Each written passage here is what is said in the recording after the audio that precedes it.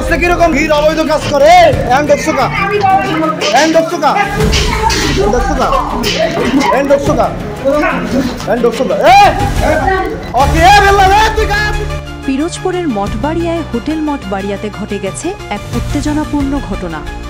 অভিযোগ উঠেছে যুবদল কর্মী পরিচয় বেল্লাল ও ইমন সহ কয়েকজন ১ লক্ষ টাকা চাঁদা দাবি করে, না দিলে হোটেলে অনৈতিক কর্মকাণ্ড চলছে বলে অপপ্রচার ছড়ানোর হুমকি দেয়।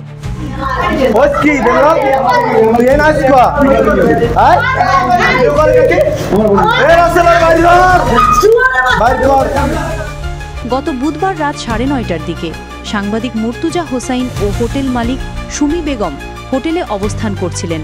হঠাৎ হামলাকারীরা ঢুকে পড়ে, ভিডিও ধারণ শুরু করে এবং হোটেল মালিক ও কর্মচারীদের মারধর করে।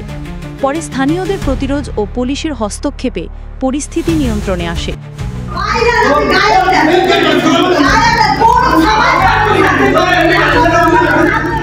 বেল্লালের বিরুদ্ধে একাধিক চাঁদাবাজি মামলা রয়েছে। ইমন 2019 সালে চট্টগ্রামে বহু বাড়িতে চুরির অভিযোগে গ্রেফতার হয়েছিল। দুজনেই বহিষ্কৃত বিএনপি নেতা রুহুল আমিন দুলালের ঘনিষ্ঠ কর্মী। সুমি বেগম বলেন, চাঁদা না দিলে সম্মানহানি করবে বলে হুমকি দেয়। প্রমাণ থাকা সত্ত্বেও মামলা নিতে কালক্ষেপণ করা হচ্ছে।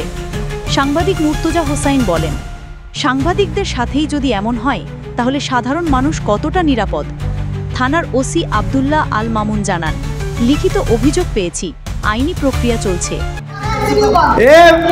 এইটা করছে, এইটা সম্পূর্ণ করাইছে সগীর, এটা সগীর করাইছে সগীর। পিরোজপুর প্রতিনিধি এস এম নূরের রিপোর্ট।